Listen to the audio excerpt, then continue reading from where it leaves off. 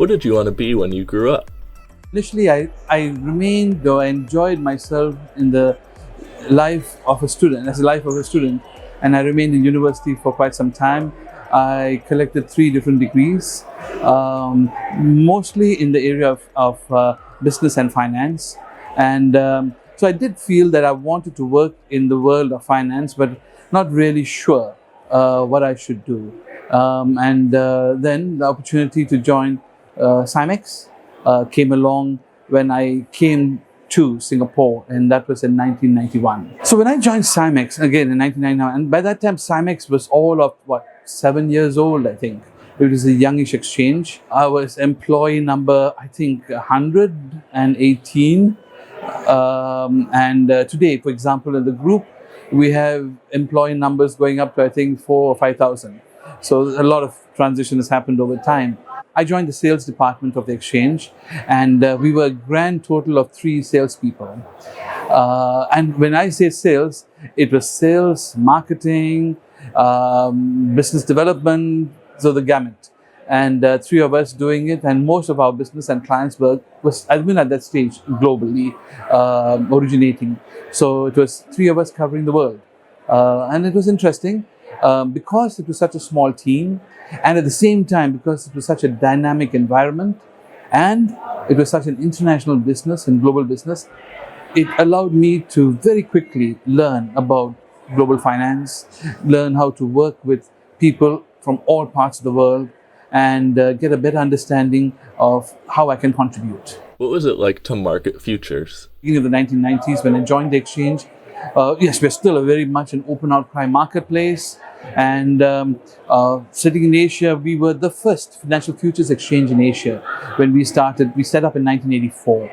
And there were not many other exchanges, or derivatives exchanges rather, in this part of the world. Over time, other exchanges came into being. And so when international players and participants wanted to get involved, they would look towards Asia. We had a very strong partnership with the Chicago Mercantile Exchange. In fact, that is the genesis of our starting. We worked with the CME back in 1984 to create what we call the mutual offset system, facilitating trading and clearing across borders. And we worked with our partners at CME to actually set up business out in Singapore. Euro-dollar futures and our currency futures were the first portfolio of products we offered. And the clients were essentially coming from the West. So marketing derivatives and selling derivatives at that time meant, to a large extent, going back out, because the clientele was in Europe, was in US, yes, in Singapore as well. So there's a lot of helping people to understand who Singapore Exchange or SIMEX was, or it was at that time, and how Singapore plays a role. And there was a lot of intense engagement with participants. And we had to do a lot of travel. I remember there were a couple of years that I used to spend more days out of Singapore than in Singapore in a year. But the community is a very tight community. The futures and options industry, the people, you build very good relationships. Most of them remain in the industry for many, many years, decades, like myself.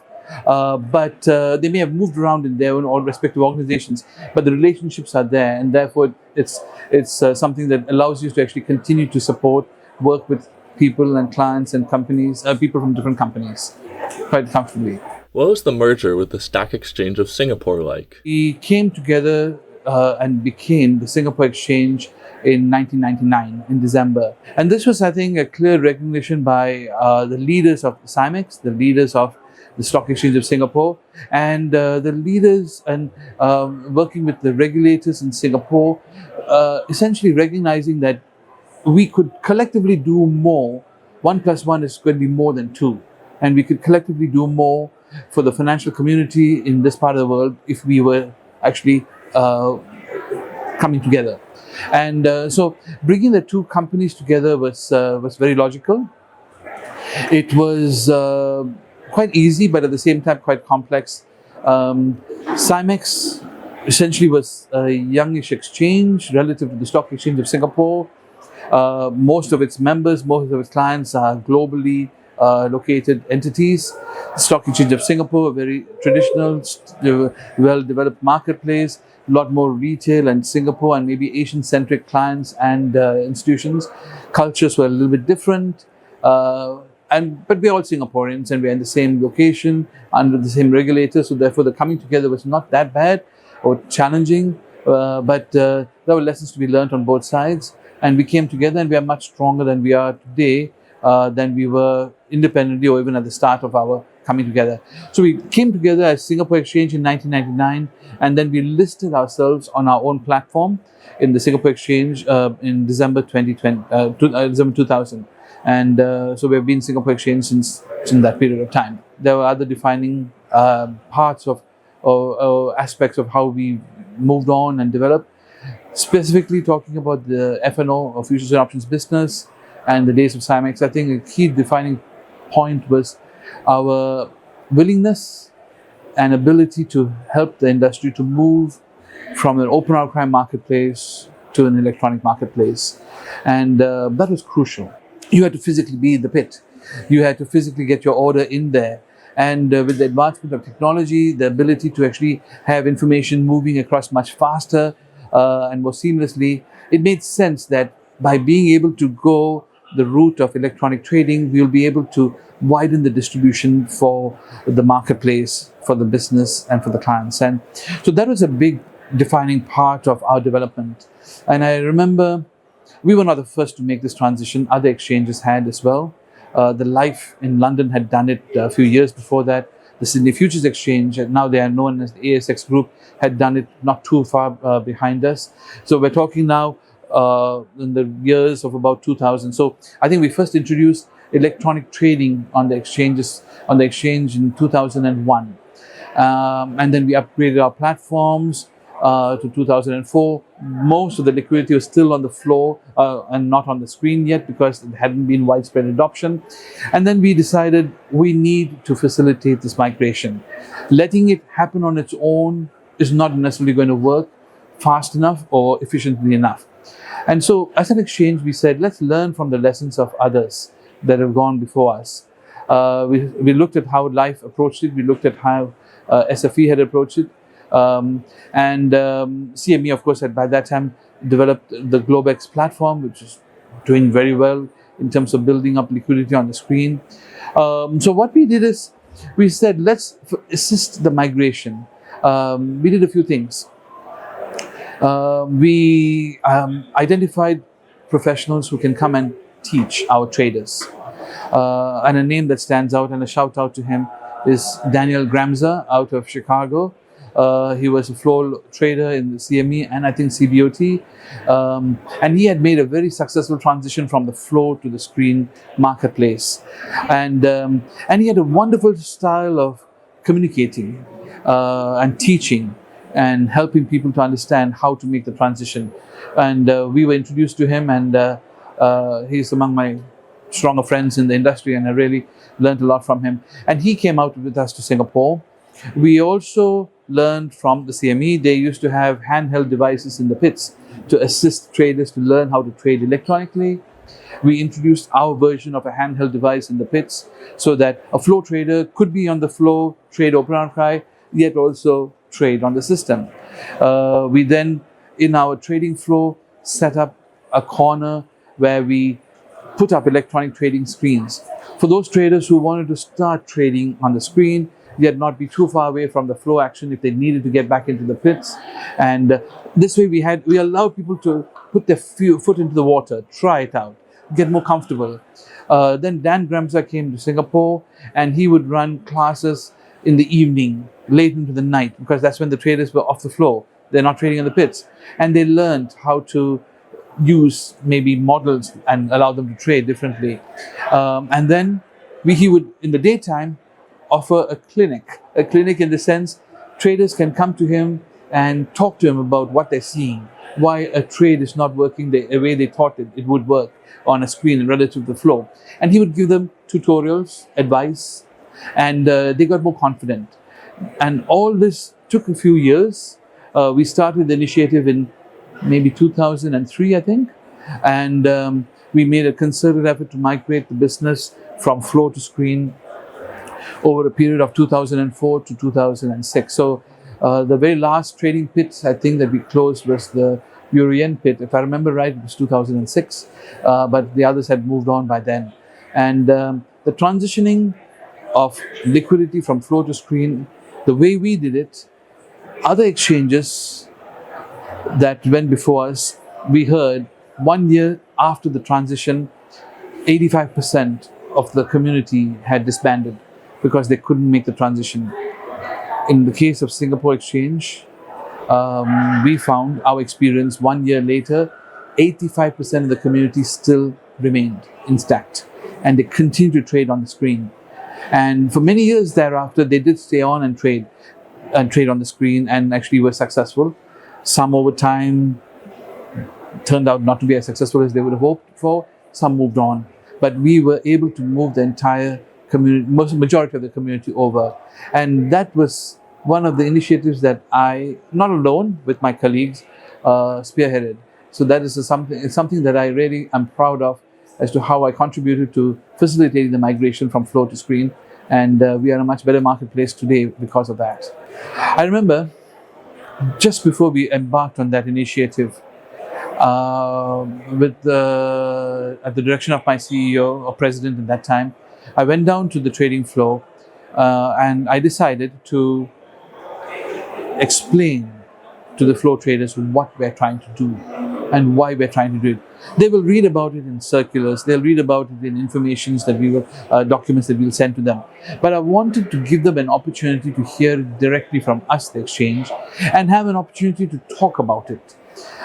We used to have, I remember when the trading floor is in full cry in Singapore Exchange or SIMEX, our trading floors were a little bit smaller than maybe some of the global exchanges, but we had at full cry maybe about 1,200 people on the floor. That includes exchange officials as well. I remember I waited till the afternoon, one of the afternoons when the Nikkei pit had closed and the Taiwan, we had Nikkei 225 index futures and Taiwan index futures.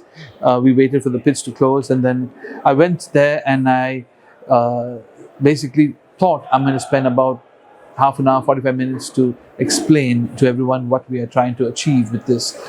And we had a very robust, I must say, discussion. And there must have been about 300 traders around me. And the conversation, it was a conversation. It went on for about 2.5 hours. And I laid out and I explained to them why we're doing what we're going to do. Now for them, for a man or woman who has been in the trading pits, who has built the business using that learned skill over time, to be told that market is going to move to a different trading method, in this case electronic, they will have questions. Why do you want to do that? What do you see as the benefit? Do I have the ability to make the transition? And so that is dealing with their livelihoods. And I've learned many lessons from the trading floor, which I'd like to talk about also in a little while. But one of the lessons I learned was your credibility is everything. I remember the trading floor, open outcry market, it's all about your bond is your word. And it's an open outcry system. The smallest of the small traders is going to trade with the biggest of the big banks. And the transaction takes place in the pit. And through eye contact, yes, reporting subsequently. But the fact is, it is my bond, my word to you, I will buy and sell, and your receiving of that order. And we stand with it. Whatever may happen in the next 15 minutes or half an hour, till I report the trade into the system. I learned from the flow. It's all about your word and your credibility. And I felt it's important to be authentic with them and be open and credible with them. And so we had this conversation and I laid it out to them as to why we as an exchange felt that with moving this business from an open market model to an electronic trading model, it will actually help us to reach in the spread of our products, widen the spread of our products rather, to a much wider audience, and they would all be part of that ability to enjoy in the overall growth. So that was the important message that I spent with them. And in the beginning, out of the 300 plus traders, I would say there may have been 80%, 85% non-believers. I would like to feel, by virtue of the kind of questions and the way the conversation went over 2.5 hours later, I think I had the crowd with me, and I had about 65% willing to say, yeah, let's make it work. Let's make it try out and see. And then when we did the migration, like I said, we had 85% of the community that migrated across 1 year later. So it did work and it was beneficial, and that really pushed our ability to launch new products, launch different type of contracts. We're not beholden to just the liquidity of the locals on the floor to build a contract, because the trading capabilities can come from anywhere in the world. And the ability to reach out to a wider range of trading and clearing members and a wider range of clients is unprecedented. So that was a game changer, in my opinion. What was it like selling Singapore derivatives in the US? A bit of an eye-opener. Even though I had been visiting the US, every year I'd go to the US at least twice a year since 1991, 92. But living there is different, and working with the community on a daily basis is different. I enjoyed it. That's the simplest answers.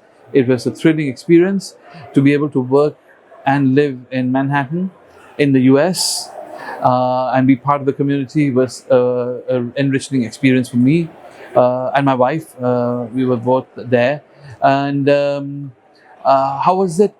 I must say, because of the good work and experience and track record that SIMEX or Singapore Exchange had until that time, we were quite well known by the community in the US. And therefore, it wasn't that much of a complexity working with the community and trying to facilitate more flows into the exchange. Having the presence there allowed us to actually reaffirm our commitment to the community, to the marketplace. That was really beneficial, I thought. And having daily conversations with people and more in-depth conversations helped to enrich the community and the relationships that we had and the business flows. So it was good. The US is a huge place. Didn't fully appreciate it. It takes about 5.5 hours or so to travel from the East Coast to the West Coast. So you don't really appreciate how large the country is till you're there and you have to travel around it and be part of the community. And the people were very welcoming, and I enjoyed myself. I was there for just over two and a half years, I think. And then I reverted back to Singapore and picked up into other areas. What was the listed side like compared to the derivative side? It's different. It's different. I've been with the exchange for 33 years now. This is my 33rd year. I've always been involved in the sales equation for the exchange, and derivatives has always been an area that I've worked in and worked with and the community. That stint you're talking about, that part of my career allowed me to get involved with the securities markets a bit more and with the listed companies. And that was interesting and different in the sense that here we're talking about working with a company to actually enhance their visibility globally.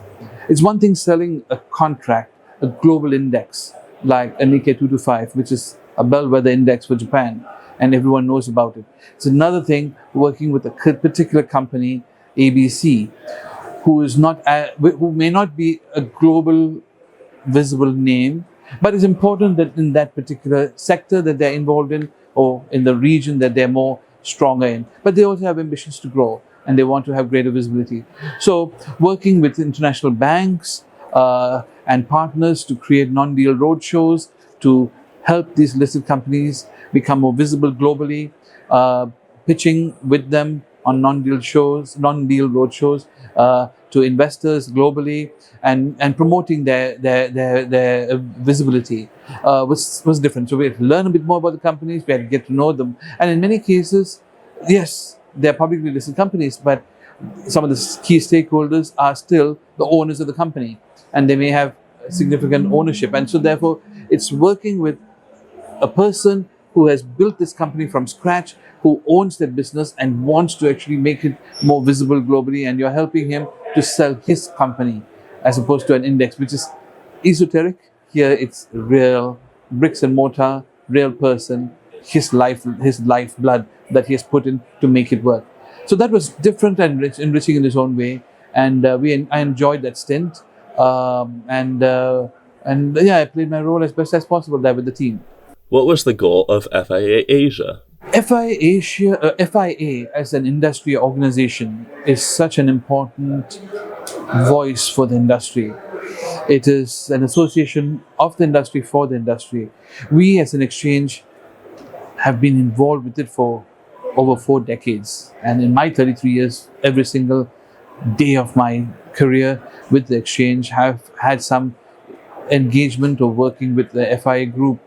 And in the earlier days, yes, FIA it's an American origin association, and very powerfully set up and contributes tremendously to the development of the marketplace here. And but over time, the futures and options business has also developed beyond the shores of North America.